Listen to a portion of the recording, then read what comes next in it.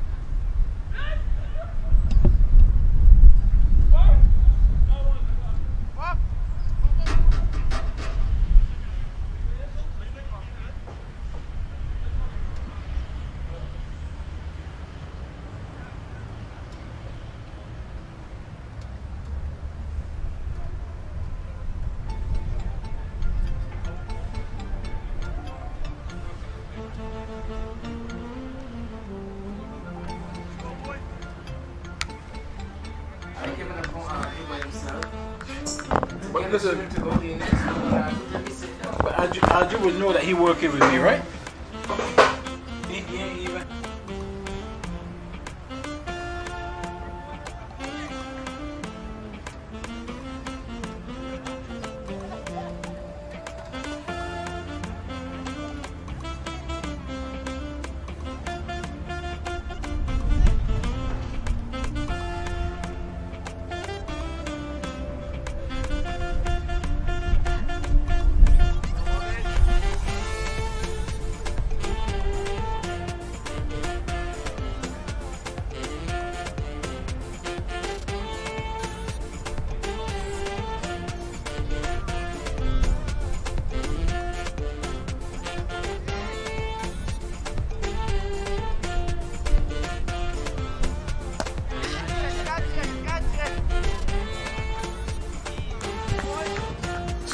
And we welcome you to the action at the 3W's Oval. It's the BIM 10 2022. The Voyagers up against the Settlers, and straight away, the Settlers striking. Getting the wicket of Jason Green on the very first delivery, Alston Bob. Roland Butcher alongside me. Big wicket, big start. Yeah, Nikhil, good morning to you and all of our viewers and listeners. And what a start. First ball of the innings. Green goes for the big hit, caught on the boundary. It's like Kadeem Allen who took the catch at the boundary. Not for one. Well, just after one ball. Not the start they wanted. There will be a big setback. And we just had a bit of inclement weather. Now we do have, luckily, an on-time start here on what is the final day of the group stage matches and the group stage phase in this BIM 10 tournament. Just got 2 games for you today, and then from tomorrow at this same time, 12 p.m. Eastern, is semi-final number 1, and we'll be able to tell you who those 4 semi-finalists are after we have these 2 matches in terms of seeding. But the top 4 pretty settled, and the Settlers, they'll be looking to work their way up the points table, currently in 2nd place, and the Voyagers playing their final match, officially eliminated from the tournament. It could be another one, and it's 2-2 for Alston Bob. And Caston Stout it was who came in at number 3. And straight away, the Settlers showing why they've been so dominant in this tournament. Well, it seems as if the Voyagers really have lost their way. And got 2 balls, 2 for naught. Bob on a hat-trick in the first 3 balls of the innings. Well, this is a team that do like to bowl a lot of spin, but don't think they would have been expecting 2 early wickets in the first 2 deliveries. It's always a big setback in the 10 over format, just 60 deliveries around the wicket. Alston Bob and trying to take on that fine leg fielder up in the circle, but didn't time it. So another setback. after the Voyagers won the toss and elected to bat first. This is a very strong Settlers team. They've been in really good form as well. They lost their last game, but before that went unbeaten in 5 matches. And it's allowed them to get up to second position. They want to win today. It takes them actually to 14 points, level with the Guardians, who are playing later today. So they could easily be looking for a top 2 finish, which would of course help them in the seeding in terms of the opposition that they play. But in this T10 format, Roland, anyone can beat anyone on their day. Absolutely. Sometimes the form book goes out to the window. A lot depends on really how you start these games. And said the Settlers really have started on fire, because 2 balls and 2 wickets. Nobody actually saw that coming. The question's got to be now, can Aston Bob go even better and pick up a hat trick off the third ball of the innings? Well, the key will be, can the Settlers get a win going into those semi-finals? They'll be looking for it.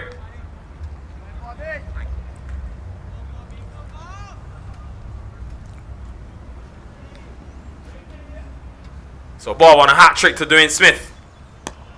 Keeps it out. Smith, they do have Shane Dowrich, who's really come to the party with the bat in hand, but probably a little too late, as they've been eliminated, the Voyagers. He's batted at 3 in the last game.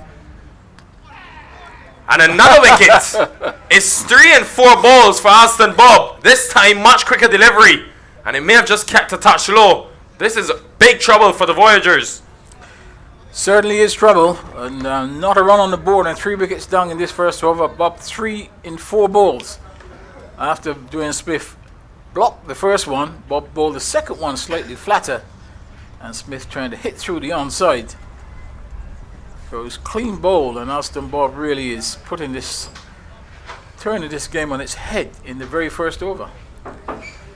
What a start this has been for the Settlers. We know they like to bowl spin. We know they like to bowl Aston Bob with the new ball, but none for 3 inside the first over. And this is big trouble for the Voyagers. Even though they're eliminated, you want to finish what is the first edition of the BIM 10 on a winning note, on a positive note, but it's just been capitulation. Yeah, this is not the way you want to go out. And really, if you think of the mode of dismissals, first 2, big hit to long on. First one, big hit to long on. Second one, that's a little, I mean, you can't really call it a lap. It was just a little pick up on the leg side. There was no intent at all in the shot. Just give an easy catch to square. And then the third one, really, Dwayne Smith beaten by a quicker delivery, trying to hit it through the onside, and lost his leg stump. Well, it brings Anton Lucas Jones, and surely they'll be just looking to get through these 2 overs, because this has been a real worrying start for the Voyagers. Still have Dowrich, haven't seen him as yet.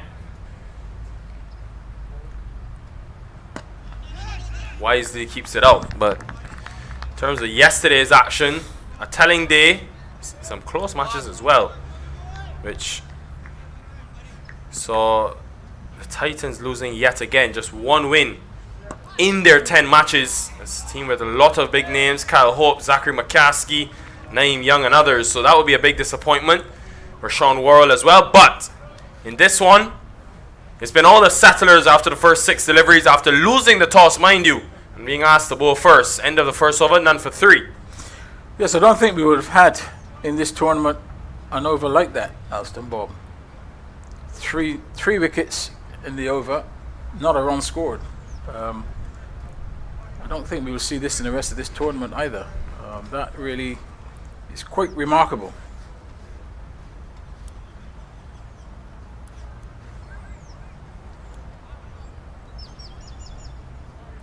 So it's going to be spin from both ends. Raymond Bino, the off spinner, into the attack. And you think about this Settlers team: Jamal Warrican, the captain, Nicholas Curtin, who they brought in an off spinner. They really have so many spin options to go through. They could easily bowl 10 overs of spin and not even use their full arsenal of spinners. Well, yes, and maybe the way things are going, that may just be the case. Team's under pressure already.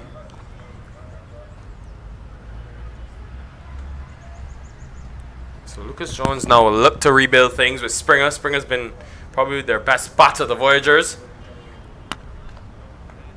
This has been an excellent start though. Slip in place, aggressive from Warwican.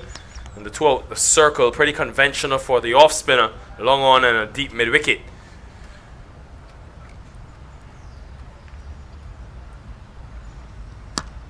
Just lifted, but there is that mid off in place. How important do you think it will be for the Settlers to win this game and try to fight for that #1 place in the table?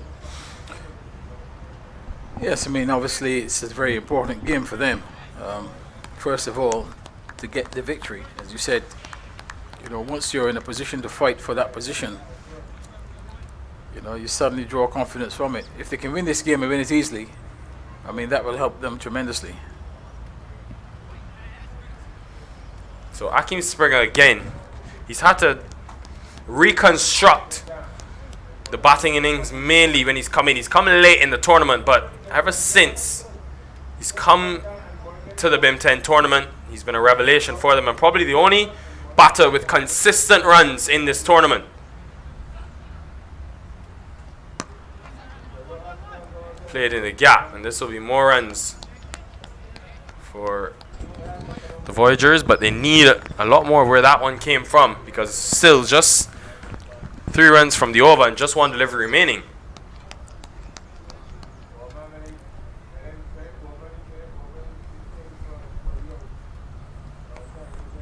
Got away with that, Raymond Bino. So another tight over for the Settlers, and this is an excellent start to their final group stage match in this BIM 10. End of 2 overs, 4 for 3. Yes, and under pressure, and Bob's going to have his second over, obviously looking to get another wicket or 2, put the team under further pressure. It could be possible that Bob also could bowl another maiden, and that would be quite remarkable. Well, those 2 wickets put him in second position in terms of the leading wicket takers. Sorry, those 3 wickets in second position in terms of the leading wicket takers in the tournament, so that he'll keep his eye on that. Now up to 12 behind Akeem Jordan, who's got 14 in action later today against the Guardian. So Alston Bob, much older than a lot of these guys he's playing against, has been around the club cricket circuit for a long time. But great to see him still getting that opportunity and still excelling in the tournament. Bowling to Akeem Springer. This would be a wicket that they want. It's Jones on strike correction. This is in the gap, so thought they should have got 2 there, but sent back by Akeem Springer. Yeah, return was a good one, but as you said, more aggressive running.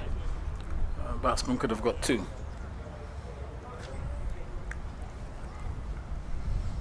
They really have had personnel stepping up at the right time for them, the Settlers.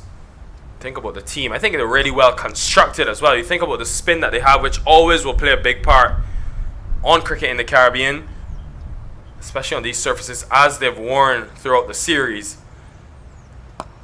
So they've got the spinners who have done well for them. But then in the batting, you think about a Kevin Stout at the top of the order, then the 2 youngsters who I think have been a revelation for them, Kevin Wickham and Kadeem Ali.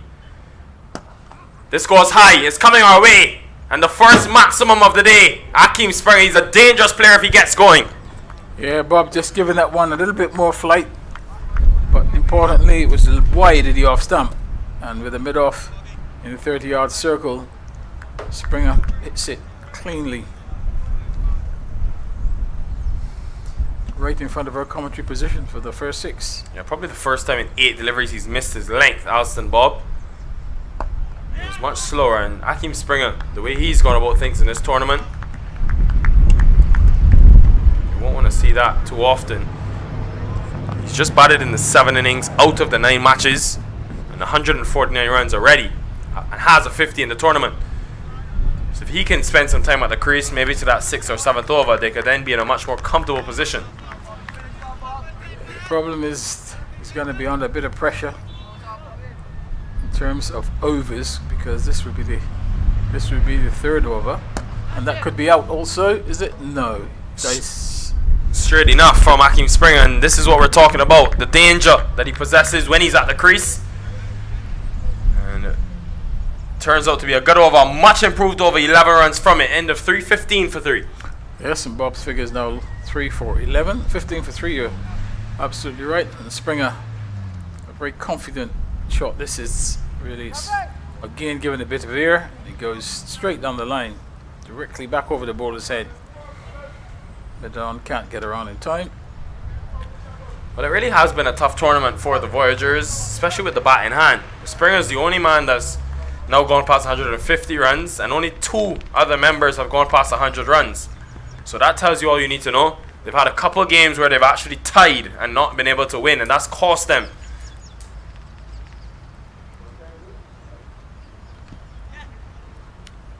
Went for the big heave, but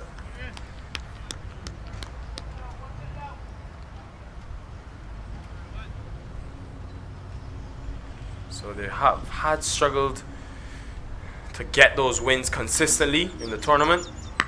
Goes again in the gap this time, cow corner. A vacant area, splitting those 2 fielders in the onside. And Anton Lucas Jones, well, much needed from the Voyagers' perspective. Yeah, good shot. A lot of open acreage in that area. Long on is fairly straight, and mid wicket is squarish. So he's taking that from off the leg.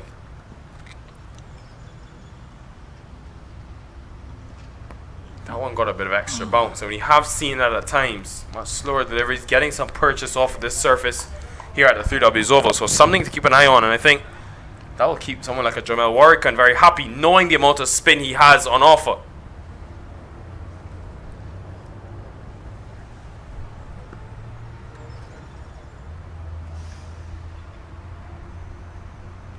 Again, and Raymond Bino's a tall man, but that is considerable bounce from a pretty foolish length. That's extraordinary bounce. Actually, there's a little too much bounce and turn in this pitch at the moment. Seeing 2 balls have almost cut the batsman in half. Do you think it comes down to early struggles, it comes down to the surface, or you think it's just been good bowling from the settlers? Well, the first 3 wickets obviously had nothing to do with the surface. There were the shots played by the batsmen.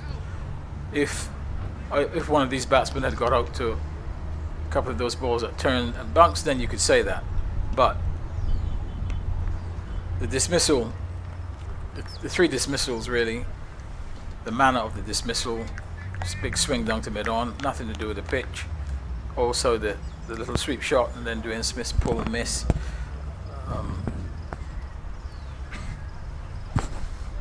We did see some signs of that slowish nature in that last over, but an excellent power play for the settlers. Jamel Warrican will be a very happy man. 19 for 3, the Voyagers, after winning the toss, mind you, and electing to bat first. So good start for them. And also good to see, he's gone out of picture now, but at square leg, standing in his first game of the BIM 10, international umpire Leslie Rifer Jr. back in Barbados, umpiring at a very high level in that West Indies Women versus England Women International Series currently. So excellent to see him back. And it's going to be Seam into the attack for the first time today. Gavin Moriah, who's been asked at times mainly to bowl in the last couple of overs. Today has been given the 5th, just outside the power play. They are without Kevin Stout today. Seems to be a bit of rotation given the fact that they've already qualified. This match more dependent on the seeding and where they finish. So they've opted for Nick Curtin, who opened the batting yesterday, and they've left out Kevin Stout. But I'm sure Stout will be looking to come back in for tomorrow's semi-final. Remember, 2 semi-finals coming your way tomorrow.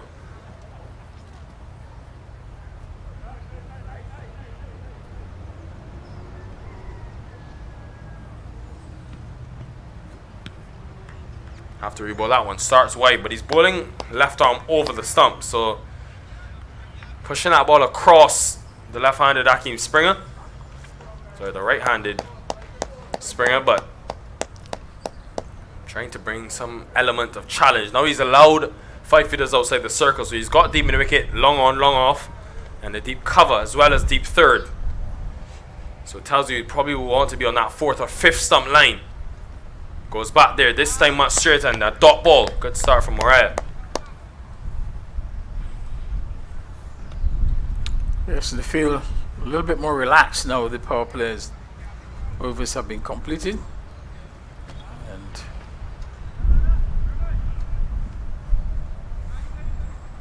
but it always is so important in terms of the way you start this innings, because it's just 10 overs, very short, quick, and at this rate they only get to 48 runs, so we'll nowhere be close to competitive. They've got an extra fielder now in the offside, almost like 2 points in place. Again, another swing and a miss in that area. Springer wants a wide, but umpire unmoved. So this is good bowling from Gavin Mariah. yeah, he's got to take away the arms from Springer because he's a strong player. He's got got 3 men behind square on the offside.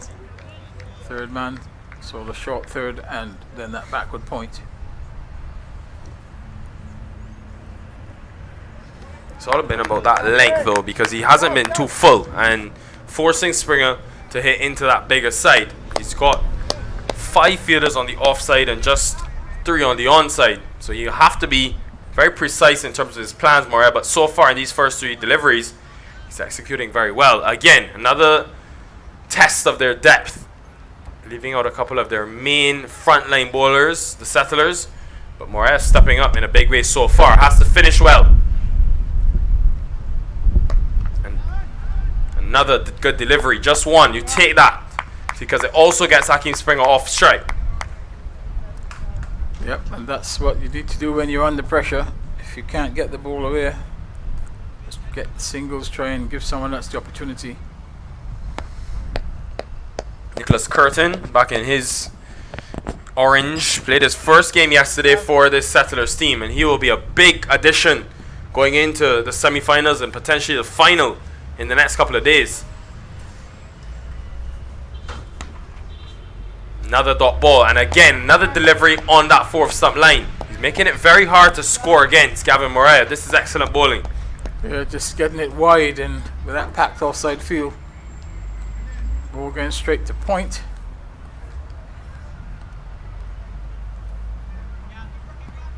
Curtin would have been part of that Canadian international setup. Had a couple of series. So after the Super 50 Cup, ventured there and then returned home now for the business end of this tournament. Excellent over though for Gavin Mariah in his first, just going for 3 runs, end of 5, halfway stage. It's been a miserable start from the Voyagers after winning the toss, 22 for 3. Yes, and 5 overs gone, and somebody's got to press the accelerator very soon. They're going to need a little bit of luck as well. Because look at this scorecard, McSorry reading. Green went for a duck, Stout for a duck, and Dwayne Smith for a duck. Hakeem Springer, he's there on 12, and Anton Lucas Jones on 8. So tough going so far, certainly for the Voyagers. And out of the 5 overs we've had, 4 of them have gone for less than 5 runs. So it tells you all you need to know, and that's why that current rate currently sits at 4.4 and over. And it's going to be more spin to deal with. Jamel Warrican into the attack. Interesting choice of ends though, because he's bowling from that southern end. Swept really well. And just too easy for Anton Lucas Jones. This is a good partnership developing, but they've got to get a move on quickly. Yeah, that's a good shot. Just down on one knee, and made a very good connection because there's 2 men in the deep in the square leg and the mid wicket, but ball drifting down the leg side. I was saying it's an interesting choice of ends because Jamel Warrican now spinning the ball away from these 2 right-handers. I think it's almost in the favor of the batter because much smaller side to their offside, but not a big turn of the ball, Warrican, so he probably bats himself to bowl flat, quick, and very straight. In the first delivery, he was equal to the task, Lucas Jones, but since Warwickon has adjusted his length and become a lot harder to score. So this is a good battle unfolding in the middle. And it tells you about the fine margins. You miss your length slightly, you're set for 4. Goes full again, but just short. Mariah, who was at that straight wicket position. Yeah, just looking to it. Readjust his field, bringing Alston Bob right in front of square on the square leg boundary.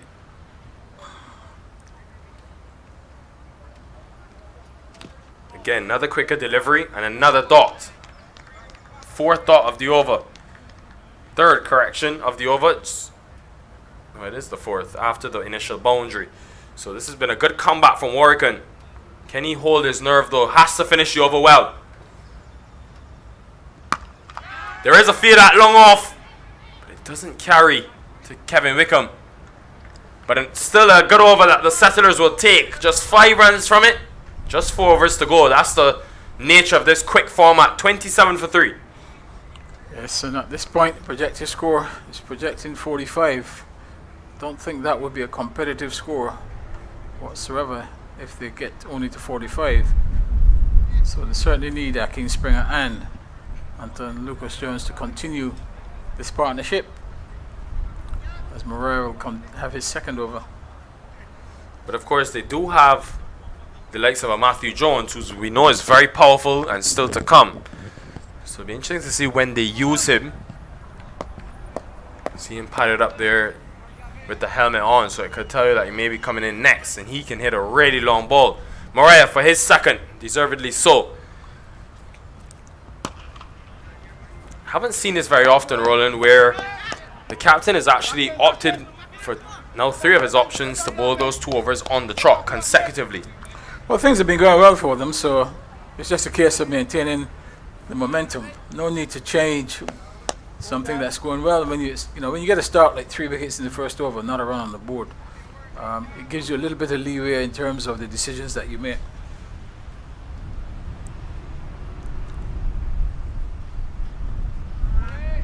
Swing and a miss.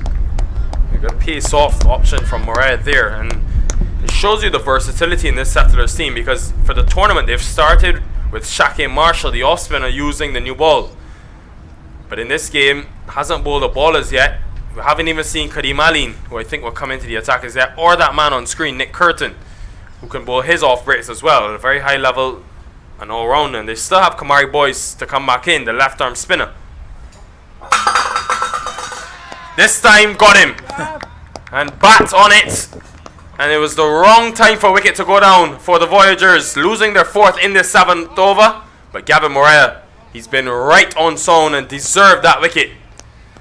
Yeah, the dangerous Springer really targeting the leg side, and loses his wicket, and the 4th wicket goes down.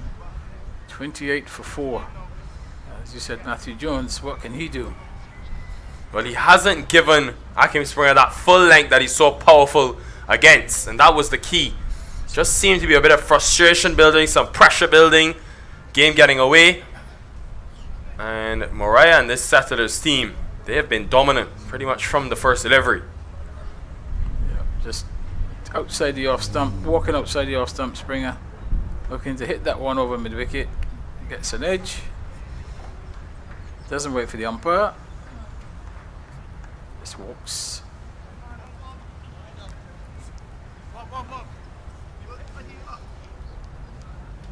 It's an early breakthrough for Moreira. Just conceded the 4 runs as well in the 9 deliveries he's bowled. Massively impressive, this Settlers team.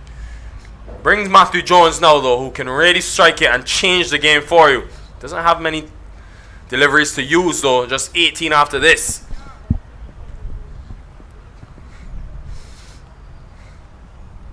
Still over the wicket. Find it interesting, Roland, that they've pat the offside for Jones. Now left-handed option, but it's, I think, playing right into his strength, hitting into the much smaller side. Well, I mean, obviously the intention is to bowl offside. And, you know, they've set the field for that. Not going to give Jones too many balls, middle and legs that he can pick up on the leg side. Just keep him playing the ball into the that arc from sort of short third man round to mid-off.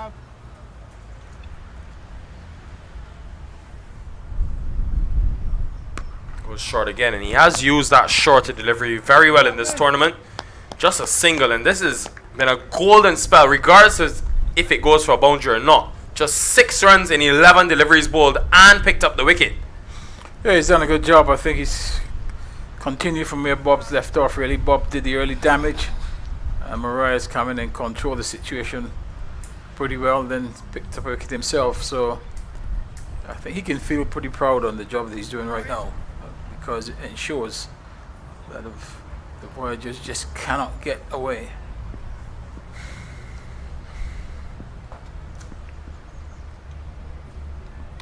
Helped it along its way. There is a fine leg in place. He does extremely well in the end to get a hand on it, but still the power from Matthew Jones taking it all the way for 6. Yeah, we'd just like to have a look at that to see whether it was a good effort or not. Didn't seem too athletic in his movement in an attempt to get that. I may be doing him a disservice. It may well have been well over his head.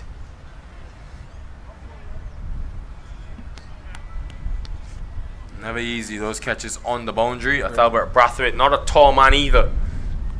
It's going to be Warwick and the captain continuing. Just 2 overs to go, so business end of the innings, and they've only got 36 runs on the board. I just wonder though if this was a viable chance of a catch.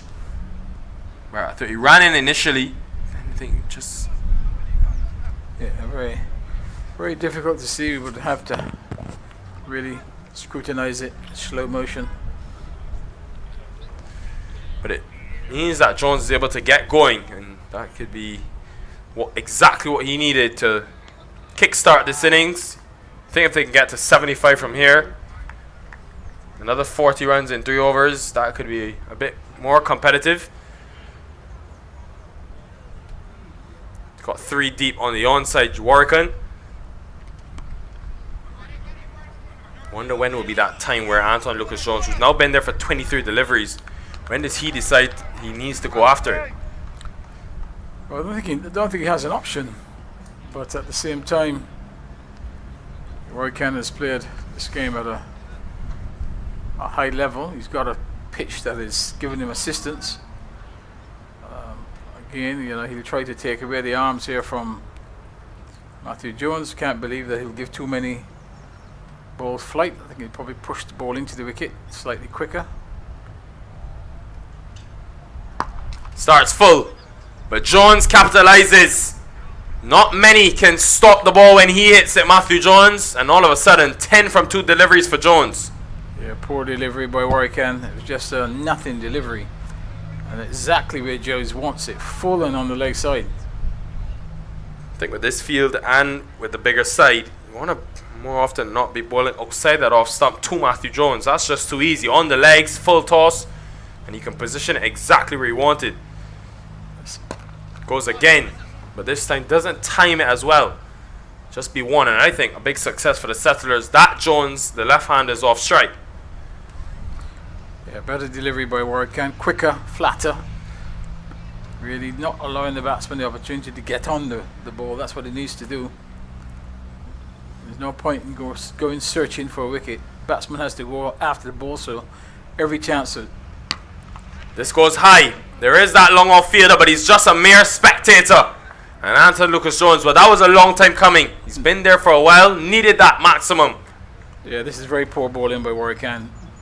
You know, that's no need to look for a wicket. You've got there 42 for 4. You're in the 8th over. By virtue of keeping it tight, and look, this is a lollipop delivery.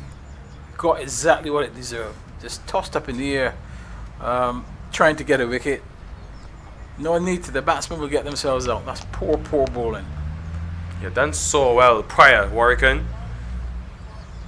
Just went for 5 in his last over. This could be a chance. No, it's 6 more.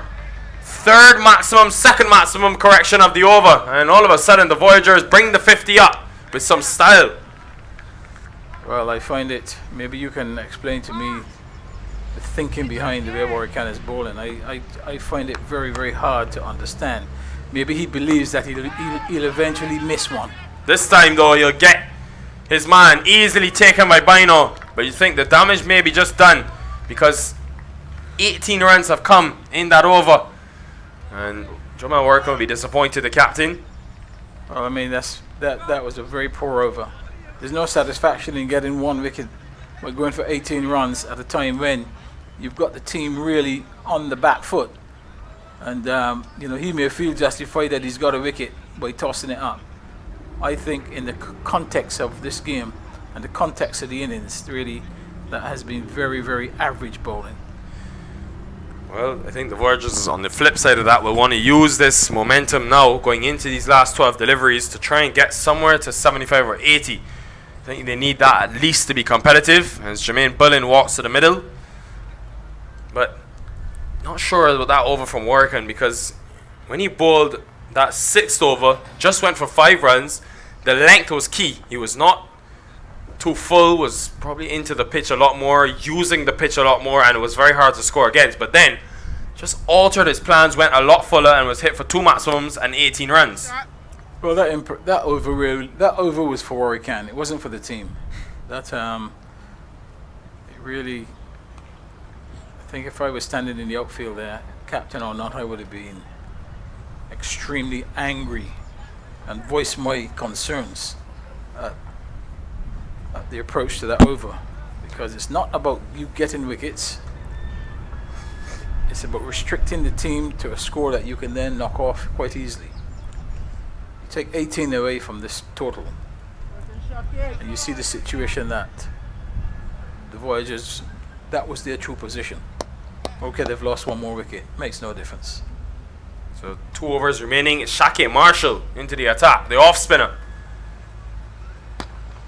This is an interesting move because he does have the Kadeem Allen, who's bowled mainly at the death for them, and Marshall usually bowls the new ball. So now being asked to bowl the penultimate could be a bit of a roll of the dice. Nonetheless, Allen centre of screen, and he's been their leading wicket taker after Nelson Bob in terms of the seamers. So Marshall now, I think, will be a lot quicker and try to just get to this over for as least as possible. It peels off the edge, and this will be runs, but just 2 of them. So slowish outfield. I wonder though how hard done the Voyagers will feel, because they won the toss and opted to bat first. Then we had an inclement shower, which just would have came. They would have had a bit of sprinkle on this surface, and clearly we've seen it's been on the slower side. It's been hard to hit through the line of the ball. Now the dot. It has been hard, but it's been made harder really by the start that the Voyagers had to their innings. Difficult to lose 3 wickets in the first over. Height would have been a problem for Marshall. Yeah. Difficult to lose 3 wickets in the first over in the manner that they did. Cannot say it was fantastic bowling, or it was more some recklessness in the stroke play, particularly the first 2 shots. I just wonder how much of the fact that Jones being a left hand at the crease, the wicket that they want, would have influenced Warwick to go to this off-spin option, making it harder for him, spinning the ball away. And so far, you take this if you're the Settlers, just 4 runs from this penultimate over with 1 delivery remaining. Yeah, I mean, you've still got Nicholas Girton as well, so he may well be the one who bowls the last over. Well, end of 9, and it's been all the Settlers in this first 9 overs. Just 59 runs on the board with just 6 deliveries remaining. 59 for 5. Yep, and struggling somewhat. Need a big over now to be competitive. And that scorecard, apart from Jones's 28, Springer's 12, Matthew Jones now is on 14. Really sorry looking scorecard. 3 of the first 4 getting ducks. Alston Bob doing the damage. And because Jones is on strike, we're going to see another off-spin option, as you called it, Roland. Nicholas Curtin into the attack. And a very experienced off-spinner. Again, not a big spinner of the ball, but can get through and over and be very economical, which is what you need when you have a team in a position like 59 for 5. Yes, I mean, it's a good option to bowl Curtin. Conditions will, certainly. This is gone in the air. And it's going a long way. And it's gone a far way back. Matthew Jones, you want to look out if you're positioned in that car park area, because this man, he hits a long ball. Yeah, and that's again very slow delivery there by Curtin. And I think he would be better served by putting the ball in the pitch. Bowl it a bit flatter, a bit quicker. That one really just was a little lob up. And Jones not quite to the pitch of it, but still had the power and the timing to get it over the boundary. Well, he can really strike them, and you want to here. Matthew Jones has to get back the strike. They're going to the keeper's end, went to the right end, but quick enough. Jones, 22 from now, 8 deliveries. This is being a masterful innings from him, getting them to something competitive. Yeah, he's certainly changed the game. Looking at that fielder long off, not sure who that is, but he looked rather cumbersome in getting to that ball. Wide ball. Now goes with a wide, but surprised that Jones took that single. You think you want a man that's been 22 from 8 to face the majority of the deliveries in this last over. Looking for every run, and they bat Jermaine Bullen, even though he's only batted once in this tournament. Can he find a maximum? Haven't seen Zidane Clark, haven't seen Kadim Aline, 2 seamers who have bowled throughout this tournament, but definitely Warwican, because of the options he has, has gone to majority of spin on this surface, which has been on the slower side. And this just evades the fielder, Brathwaite, and more importantly though, for the Settlers, is just 1 run, but Matthew Jones back on strike. Now, how many can he get from these 3 deliveries? That's a good question. Just wondered whether the fielder should have been diving for that catch. Went for the sweep, just went to short third man, lobbed up in the air.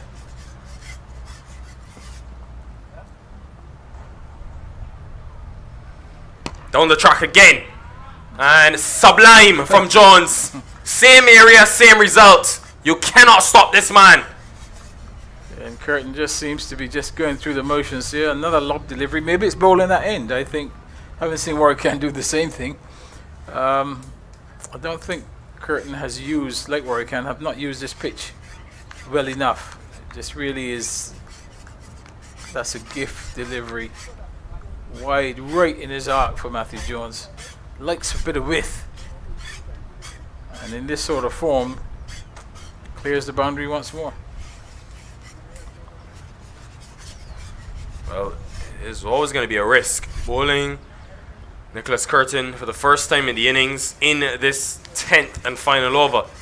And so far it hasn't worked for the Settlers. 17 runs from the first 4 deliveries and 76 for 5 on the board. If they get to 85, anything can happen. Straight to extra cover, and I think got away with that one as well, Nicholas Curtin, because it was a full toss, but sometimes those can be more difficult and more challenging to hit over the ropes.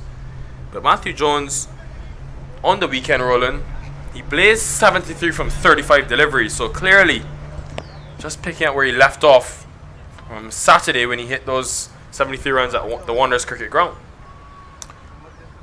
Yeah, he struck the ball well today, really. He's made the difference to this innings. Take away his innings. And that is a dot to end. So anticlimactic finish to the innings, but the Voyagers will still feel relatively happy. From a position of 36 for 4 after 7, they've now been able to score 40 runs, just 41 runs actually, in the last 3 overs, and helping them get close to that 80 mark. Still below par, but you never know if you take early wickets. Yeah, they're very much in the game now. I think with the surface as it is and what you've seen so far, if they can have a similar start, get early wickets, then they could struggle as well.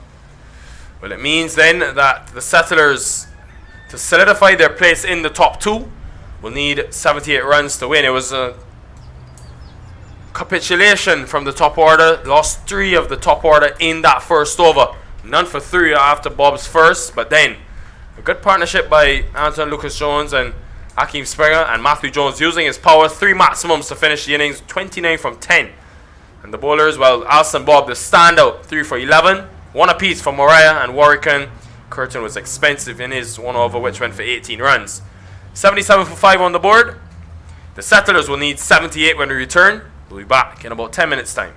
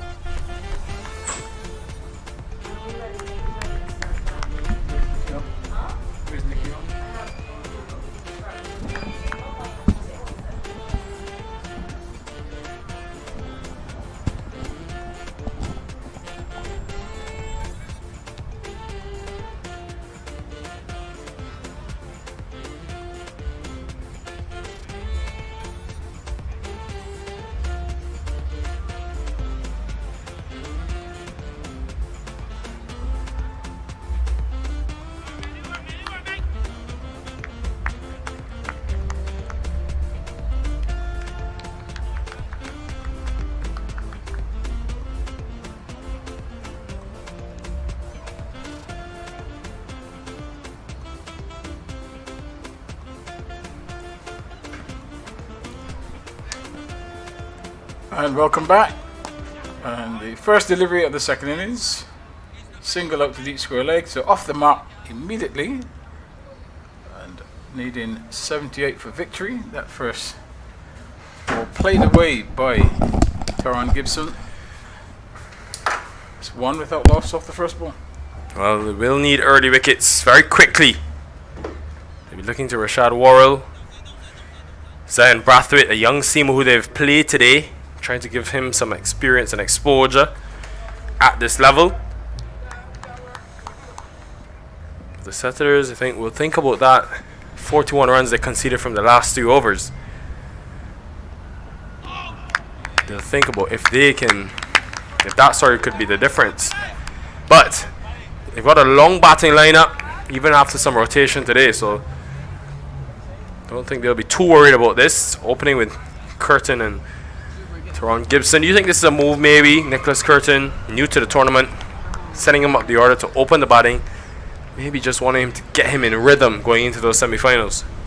Well, obviously it's important to give him some cricket so that he's not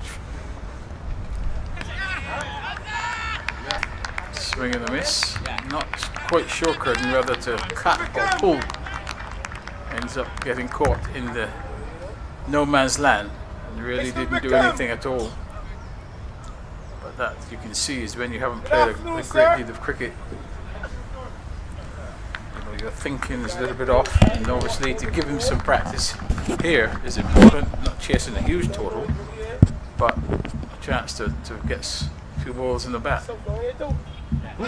That variable bounce again, that wasn't that short, but still head height.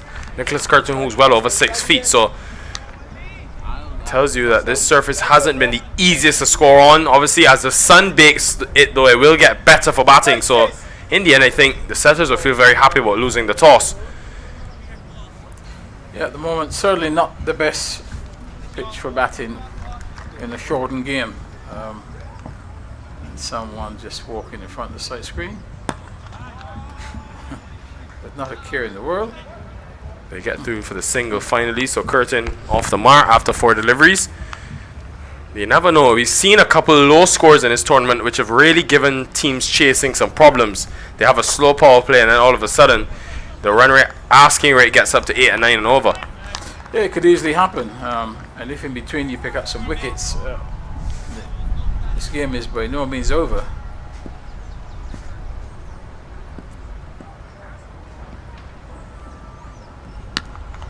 Again, had to wait on it. Good change of pace from Worrell and an excellent first over, just 3 runs from it. And the Settlers still requiring some 75 more runs if they want to finish in that top 2 of this BIM 10 tournament. Yeah, nice start for the Voyagers. Didn't bat particularly well. In the end, got a total that they can work with. But started this innings quite well with the ball. Yeah, I just think from a team perspective, for me, the most balanced, the most all-round team, this Settlers side. And I think teams like the Pelicans, the Guardians, they'll be looking, and even the Warriors, they'll be looking at those semi-finals, and I think they'll be thinking about the fact that they don't want to see this Settlers team. So if they finish first, you want to ensure you don't finish in that 4th position, because then you end up playing them in the semis, because it just seems that they can hit you from all different angles on a surface that's conducive to spin. They've got a lot of that. They have seamers who've taken wickets, and then in the batting, they've got a lot of versatile players who can step in at different times. Well, it's also a good time to beat them as well and get them out of the competition. So while you might be thinking about avoiding a certain team, well, he may have hit him on the helmet, Zion Brathwaite. He does have that bit of extra pace. He's still a very young man, just 19 years old, but that one is carried to slip. Yeah, I think it's off the helmet, I thought. Went for the pull shot. Can be a bit sharp, Zion Brathwaite. Definitely Shoulder. got it, some extra bounce again. So from that fuller length, and the umpires just stopping play because they want to have a check to make sure that Tyrone Gibson is okay. So the physio will come onto the field, but it was a sharp delivery, and Zion Brathwaite is a short man, Many will not think that he'll be able to bowl deliveries like that, but it tells you about the extra pace and bounce. Well, extra pace he has, but extra bounce he's gotten from this surface. Yes, and it came off his shoulder and helmet really. So Gibson, the keeper, will go through that concussion protocol.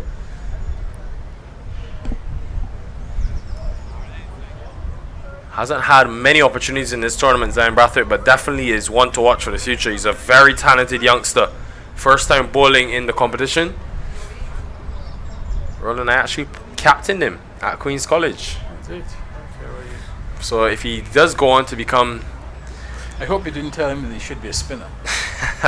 No, actually, I think I always try to, you know, motivate him to bowl much quicker. And to be honest, having nothing to do with me, he's gotten a lot faster. He was definitely under 5'5", and he's put on some height and also put on some pace.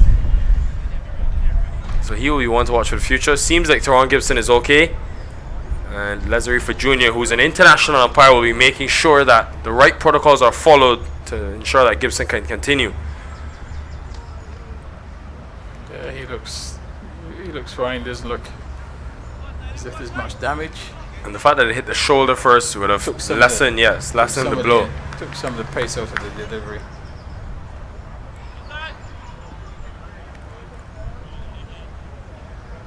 So just about ready to resume.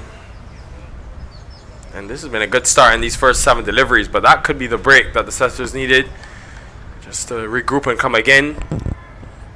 Need to get going here at 75, but from just 53 deliveries, that asking rate slowly climbing.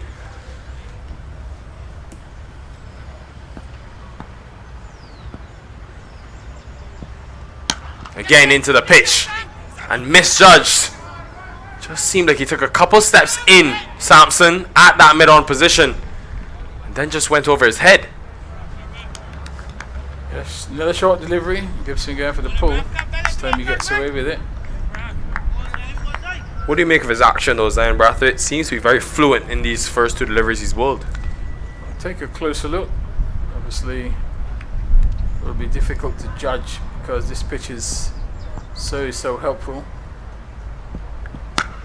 Tried the slower ball, but it was pummeled. An excellent shot from Gibson, full toss, and just a gift. Yeah, going for the Yorker. He's bowled a couple of short deliveries, obviously thinking the batsman's looking to be on the back foot. Goes full. So gets it outside the off stump. Gibson says thank you. Yeah, just too easy. No fielders deep on the offside, so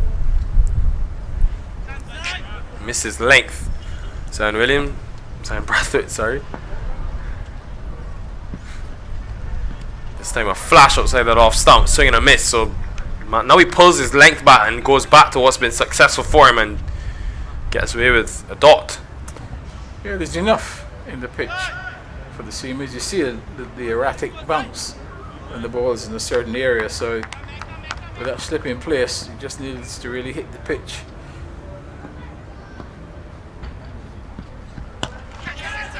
Another chance at mid-on, and another time that they haven't been able to take the catch. And the run out as well. So really have had a couple opportunities in this over, the Voyagers, and you have to take them when you only have 77 runs on the board. Yeah, Gibson ball watching, having played the shot, maybe thinking the ball was going to carry to mid-on. Nearly got himself run out as a result.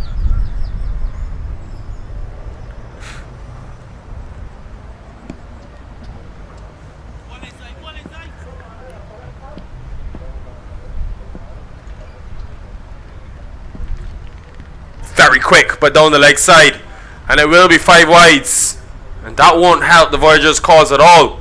Bonus runs coming for the Settlers, and they will take them because that really was short. It was wide. Keeper tried valiantly to get a glove on it, but it was so wide down the leg side. That was an effort ball, really. Tried to get it short, bang it in the surface, but the line was all wrong. Yeah, Curtin had given himself a bit of room. He got outside the leg stump.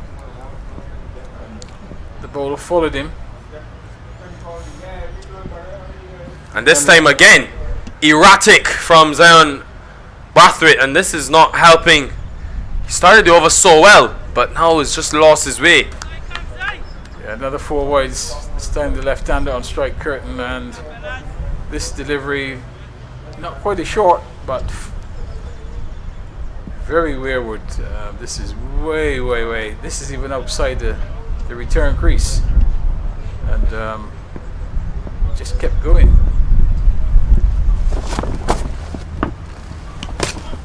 This time much straighter and finds that line, but those 2 extras that have gone for boundaries now means that 17 make that 18 runs have come from that second over, and all of a sudden much easier that asking rate has gone on to just 7 and over.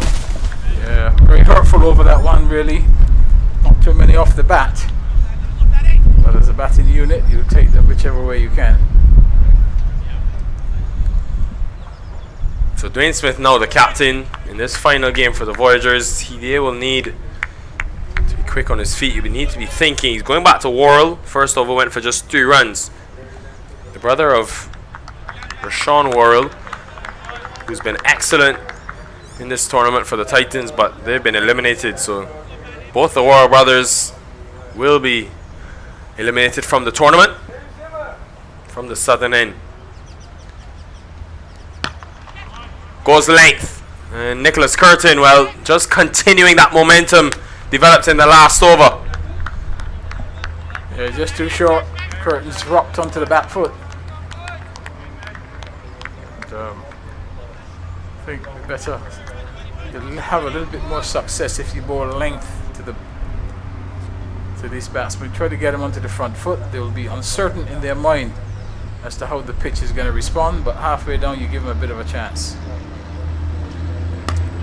Hasn't got it this one though, Nicholas Curtin. And should be an easy take, and is for Matthew Jones. So first wicket going down for the Settlers. And the length ball pitched up. Curtin going over the top, ends up just straightforward catch. Yeah, looking to go into that offside, but it was a good planning from Worrell because it's a much bigger side for the left-handed Curtin. And just tempting him with the field up inside the circle in this power play. So even though the runs have come at a fast clip for the Settlers, now losing their first, that will be the only way back in this game for the Voyagers with just 77 runs on the board. Yeah, they got to take wickets at regular intervals, but the key to this was the length, pitched up delivery. Again, batsmen were not sure how this surface is going to play. Curtin using the option to go for the big one, and Matthew Jones takes a straightforward catch at extra cover. Kevin Wickham will come to the crease. He's had an excellent tournament. The 19-year-old, and definitely one to watch for the future. Just playing for that West Indies Academy team. He's part of that West Indies Academy and has continued to develop. He was part of the Under-19 World Cup side earlier this year.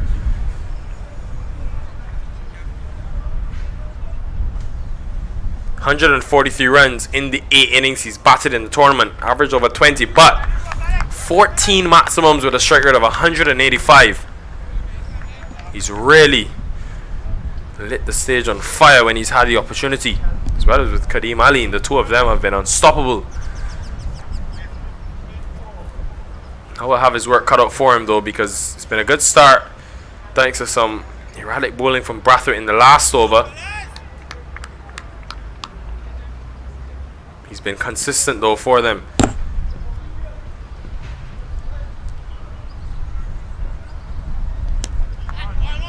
Off the mark straight away. And if the Settlers win this by a big margin, they will go to the top of the table. Of course, a lot depending on the Guardians and their final game later today. But if they can finish first, they then play 4th place Pelicans. If they lose as well, so a lot at stake.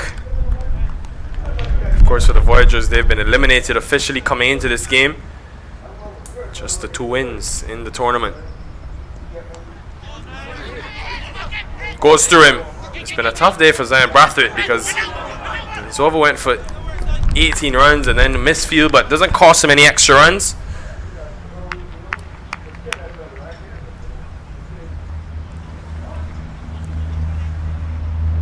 Young man though, a lot still to be achieved at this level, and it'll be a really good step for him First time being exposed to this BIM 10 tournament.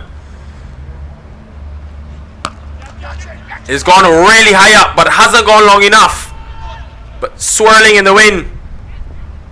And it may have just gone into the boundary. And it actually goes over the boundary, so nowhere close to the timing he would have been looking for, Kevin Wickham. Nonetheless, he'll take it. Yeah, length delivery, Wickham just hitting through the line. One stage just looked as if he may have been in a bit of trouble. Got enough on it. Good extension of the arms.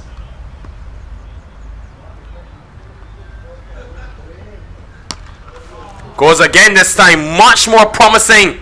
This young man, Kevin Wickham, is one to watch. Good way to end the over as well. They're in a hurry, the settlers. End of 3, 37 for 1. Yeah, just moving along nicely. And Wickham has just played a couple of delightful shots. Just get him rocking back onto the back foot.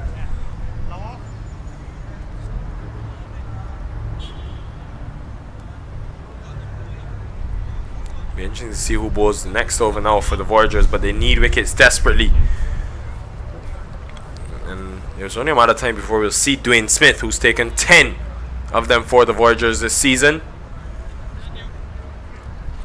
But he is going to go to Richard Sampson, and this will be a big innings for Kevin Wickham. At the non-striker's end, he started the tournament brilliantly, 22, 33 and 33. Then just fell away. He got a score of 45 against the Pelicans in a crucial match-winning innings. But in his last 3, 1, 0 and 7. With the nature of this format, you tend to go after the bowling. You can, of course, be dismissed. So this will be a big hope for him going into the semi-finals that he can cash in. Bat on it. And a wicket straight away. The new man, Richard Sampson, breaking an immediate impact. Short delivery. Gibson going for the cut. Cramps himself, gets a thick edge. Keeper standing up, takes the catch. So Sampson gets his man. You need a lot more of that. The Voyagers. But Teron Gibson, the keeper, going for 10 from his 9 deliveries. And now the Settlers 37 for 2. And with that slip in place, again, extra bounce. Bounce pretty high. And Gibson not expecting it. So we have seen that variable bounce today. To his demise, Teron Gibson. But it brings Kareem Aline to the middle. And this is a partnership that has been destructive. Aline, the leading run scorer for this Settlers team. He has been a joy to watch. Just the power, the dominance. These two know each other very well. Wickham and Aline. They only need to run a ball from here, Roland, so it should be pretty easy. 41 from 41 in these 6.5 overs remaining. Yeah, Aline now really has to stick with Wickham. Can't afford to let the overs tick up because the nature of the pitch, you could easily lose 2 or 3 wickets in the cluster. We saw 3 going on in that very first over of the match from Alston. Bob bowled it, took 3. Has he connected with that? The power of Kareem Aline, just too easy, mid on in the circle. He says thank you very much. Yes, had to reach for that one. It wasn't really a tossed up delivery. It was just slightly short and wide, but he made good contact. He's hit the most 6s in this tournament by a long way. So it's now 17 maximums in the 8 innings he's batted. Kareem Aline. Has he taken it? That is a brilliant effort from Richard Sampson. No, he hasn't. Sampson's not. Well, Sampson's not claiming it. Walking away, regardless if it's a catch or not. The power which it was hit. No, the bowler's not claiming it, so there's no point in the umpires having a chat about it. Bowler's ready to bowl. He's satisfied that it wasn't a catch. It's good though from Richard Sampson, because just indicating straight away where his teammates may have thought they had the wicket, straight away just being honest about it, and may have been put down on that first attempt. does hit the ball with some venom, Kadeem Haleen. So those return catches will never be easy. Just 35 runs needed for the Settlers. Mid-on still in the circle.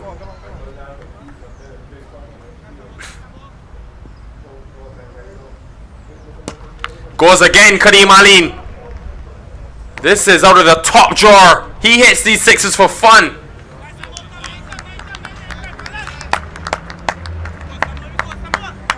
How do you stop this onslaught? 2 maximums in the over. Both over long on.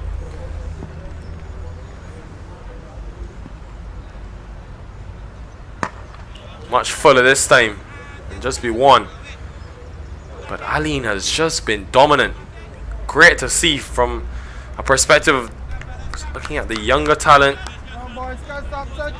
in the competition and in the Barbados itself. Kadeem Haleen and Kevin Wickham, 2 of the younger players. Haleen just 21 years old, Wickham just 19, and they've done the bulk of the run scoring for this Settler side. Very encouraging. That's what you need to see, young players showing the way.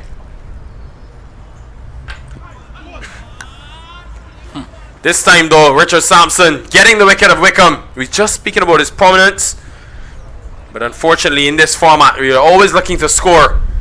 Wickham has to depart after just 4 deliveries. Sampson has got 2 in the over, even though it's gone for 13 runs.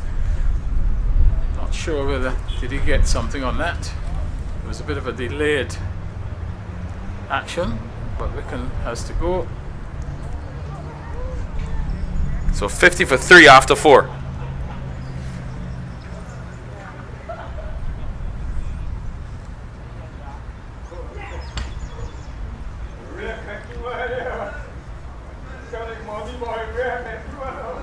But they're well and truly on their way. The Settlers are picking up this win that would take them to first place. Just seem to have missed it, Kevin Wickham. Just hit the top of that leg stump. It brings Shaki Marsh, a promotion for him. And they've really chopped and changed this batting lineup throughout the tournament. They started opening the batting with Kevin Stout and Thalbert Brathwaite. Haven't seen either of them. Stout not playing today and Brathwaite playing but not batting as yet. But because of how dominant they've been, it's put them in a position to try and rotate and give others opportunities to equip them for those semi-finals come tomorrow. Yeah, as long as Kadeem Haleen is at the crease, they've got a serious chance of knocking these runs off. At the same time, you know, if you lose 2 or 3 quick wickets, there could be a little bit of panic in the Settlers camp. Well, it ends a good power play in the sense that they've scored 50 runs, the Settlers, in those 4 overs. And more often than not in this T10 format, the team that is able to win the power play battle goes on to win the game. And the Voyagers were 19 for 3 after 4 overs. The Settlers, have got to 50. So well and truly ahead. But we know that onslaught came from a Voyagers perspective in the last 2 overs where they got those 41 runs. But Kadeem Haleen, this will be a good battle. Smith has been the main wicket taker for this Voyagers team, the 3rd in the tournament. Starts with pace off.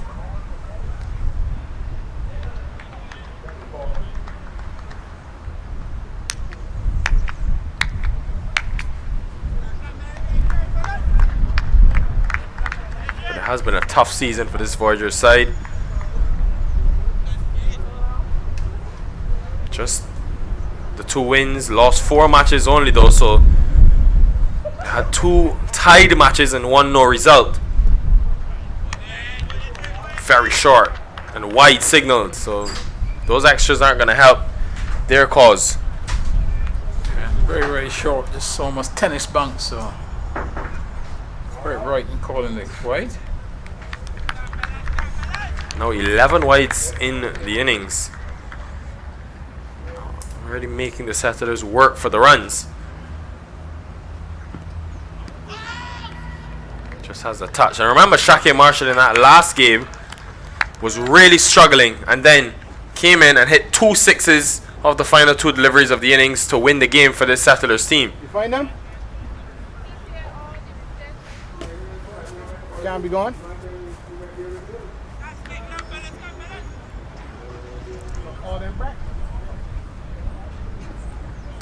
Oh, that's a peach. Peach of a delivery from Smith. Test line and length. It's just hitting a good area. Nothing complicated about Smith's bowling. He just knows he's got to hit the length. Not to be too full, not to be too short. No batsman at the crease. Just making feel for the deliveries.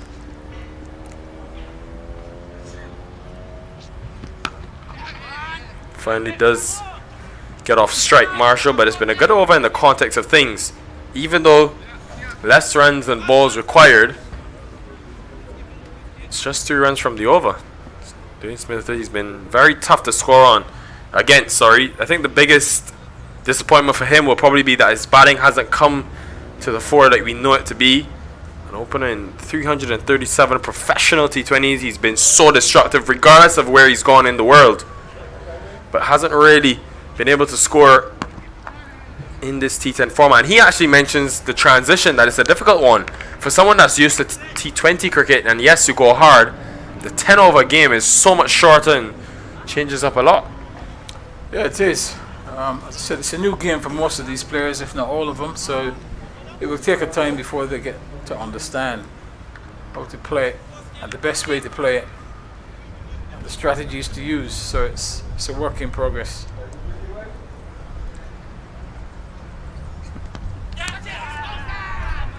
Edge, Off the pad, I think. or no, it may have come off the pad. Heard that noise though, a meaty noise, but Smith doesn't think so, but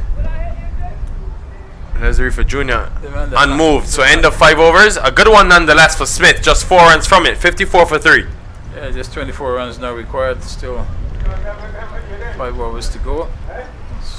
Smith is still down on his haunches. I guess he's asking for the VAR.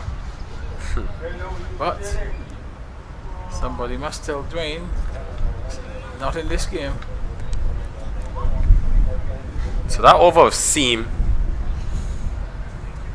economical. Does he go back to a seamer? No, he's going to go to Matthew Jones. So another spinner, left arm spinner into the attack.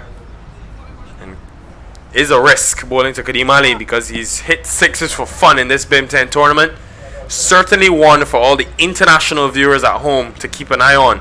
Played in the Caribbean Premier League for the St. Lucia Kings a couple of seasons ago.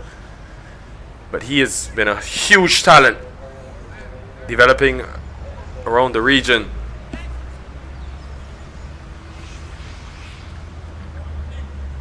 Still batting to come as well. Brathwaite, Zidane Clark.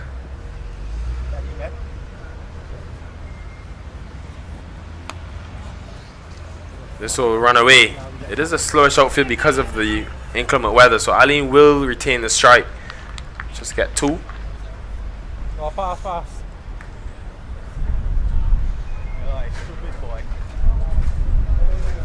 What's in on? What's in on?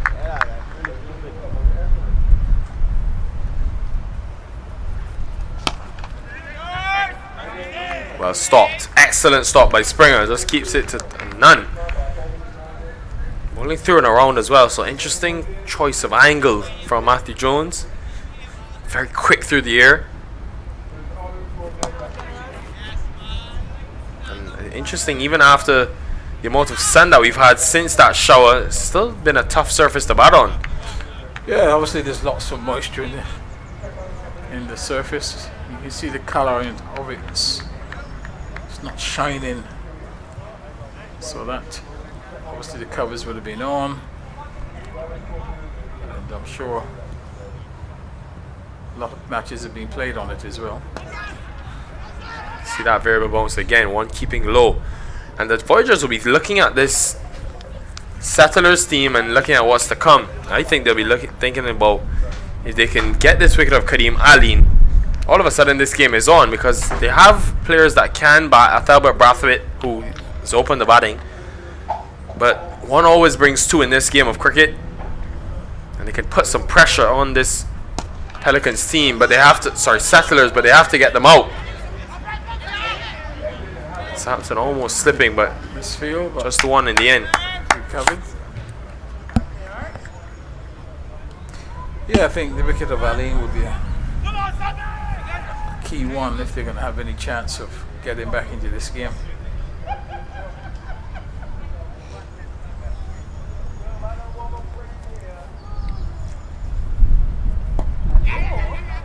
Marshall has done his job so far though, able to rotate the strike. That's all that's required. Just 18 left from the remaining 4 overs in this inning, 60 for 3. Yeah, well played, Marshall. Just nudged it into the onside. You know, if you're batting with someone like Kadeen Allen who has the ability to hit boundaries, then there's no need for you as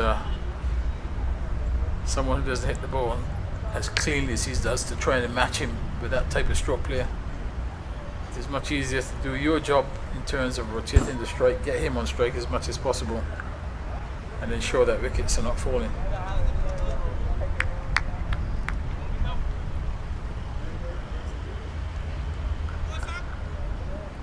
You're gonna look when you have that.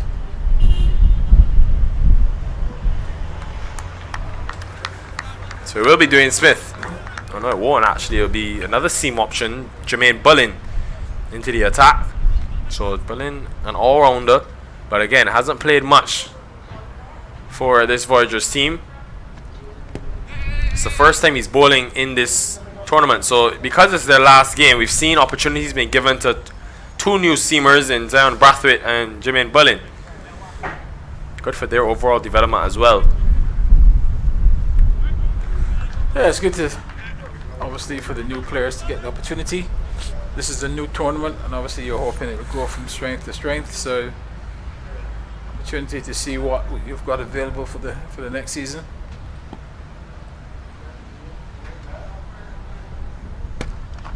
Looks for that Yorker. We are hoping, of course, that this will be the first of many, because not only does it showcase the talent in Barbados cricket, also provides a revenue stream for a lot of these players who want to be professional cricketers.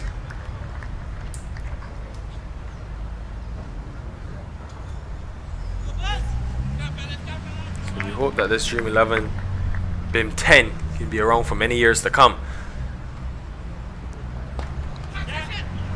Just past fine leg inside the circle, and will be runs.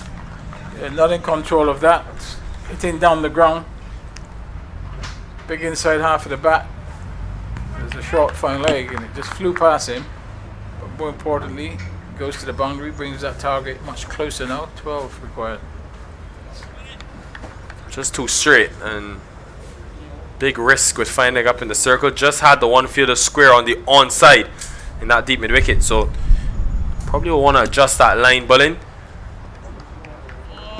Good change of pace. Just 5 runs from the over, but just 12 needed for the Settlers. But just on that though, in terms of the Dream 11 BIM 10 and what it does for the development of the game here in Barbados, gives a young player like Zion Brathwaite, even though he's gone for runs today, an opportunity to showcase his skills, then get picked up for the next edition, and then maybe have a more prominent role.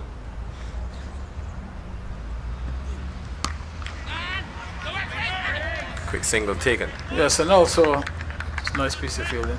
But also what it means is that by next season, they would have had a taste of what this cricket is about. They would have had time to think about it, time to formulate, the strategies for the new season. It's come upon them this time very quickly. Not a lot of time to digest before the tournament, and they're learning on the job.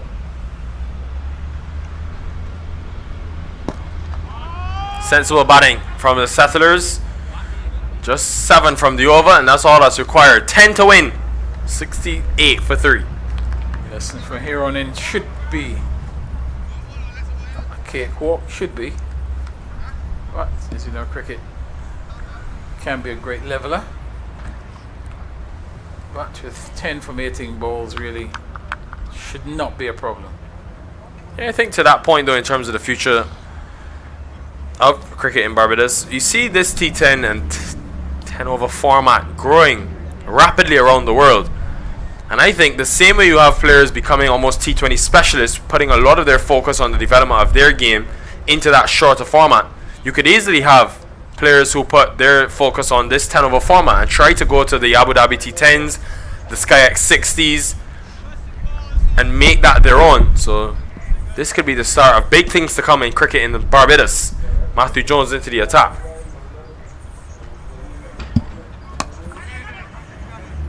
First over just went for 6 runs. If they can keep this to just 5 or less, then you never know. But ultimately it will be wickets that win them this game.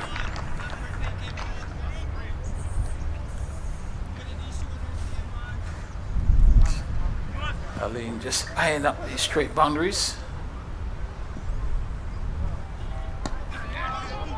He's going for 1, looking for 2, should get there. After he has struck those initial 2 maximums though, they've made it difficult for him to hit those boundaries. Kareem Aline also has been sensible.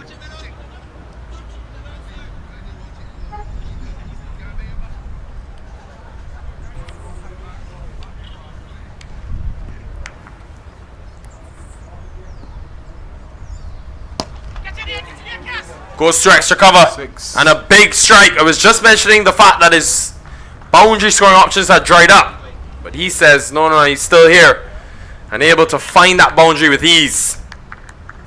Yeah, that one's hit nicely over extra cover. A little bit of width on this delivery. And Aline's still going through the line. Good strike. 2 to win.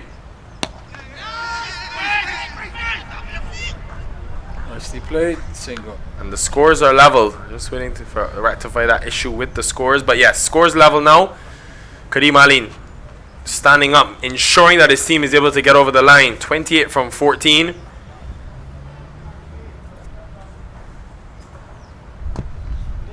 And there it is. A win for the Settlers that takes them to the top of the table. We're not sure if they will finish in that first place, but definitely in the top 2.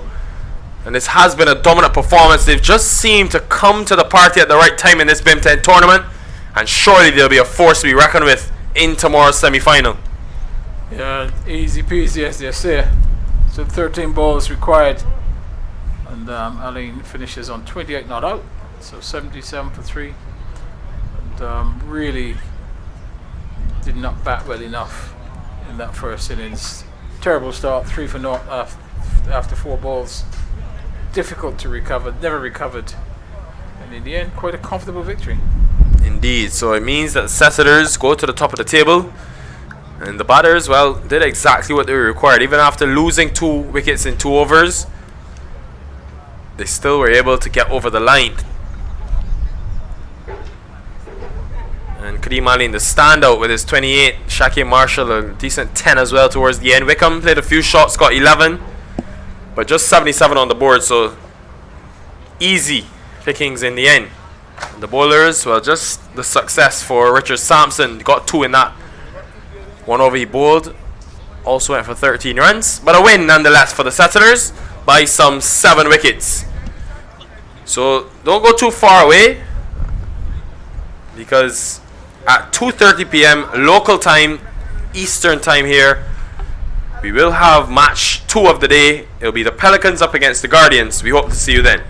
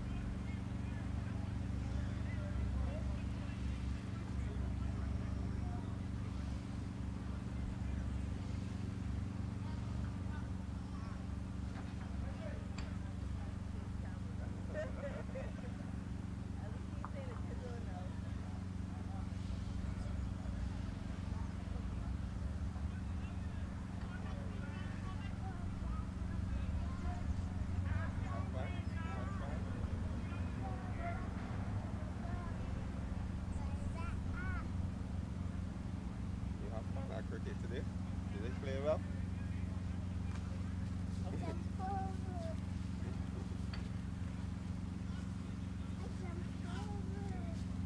Hang on. Well, let's go back daddy game. This way. You show Uncle Ray your white ball? So you had a white ball? Just for him? You show Uncle Ray your white ball? Or Uncle Ray going on the big plane. He going to coming on the big plane. He going to the stadium to watch the cricket match. Uncle Ray show Uncle Ray your white ball. He had a white ball. It's not, It's not a football. it's a cricket, a play cricket. It's not a You must have football. had a blast with the World Cup. Yeah, You had to yeah. watch it. Yeah. No, but he will watch it, but he didn't really play football. Bring it, Joseph. Bring it and let's come. Let's go. This way. No, oh, bring it. Yeah, kick It's it. not a football. It is a cricket ball. They play cricket with. We're just looking for his bat. Looking for bat, right? You can't find it. Sounds like how you do it.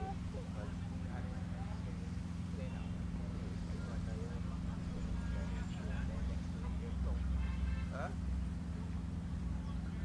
Uh-huh. It's the cricket ball. Final. Just like home. It's not a football. It's not a football. It's a magic.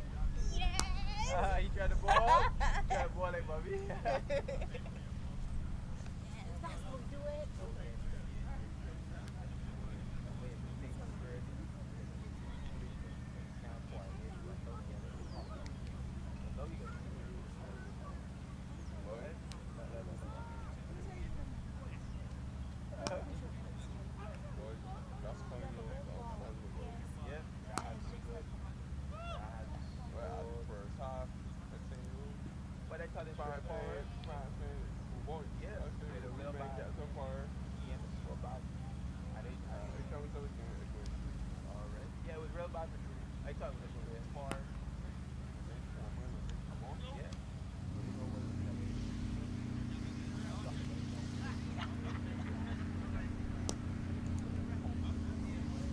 Let me get the ring. Home for van got van oh, there's been a ring here really. You know ring or even one. There's a one there. I got a ring over here. That's the hard to then when you got then you got that ain't do nothing that don't. Yeah, that make it.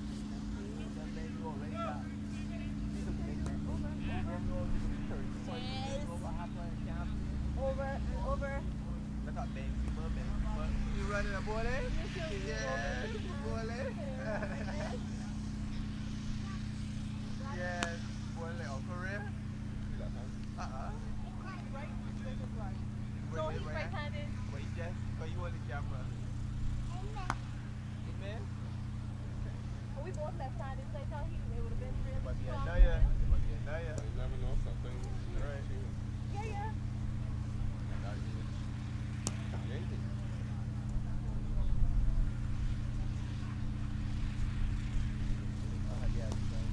Money that we will Come, Daddy's ready. Daddy's ready. Alright, so one more time. right now. Look, remember, wrong, look. Look, you know how mom did stand up?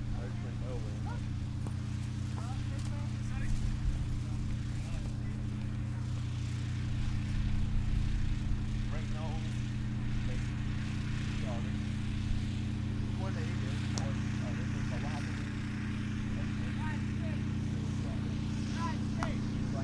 Anila, tuan bila di bola.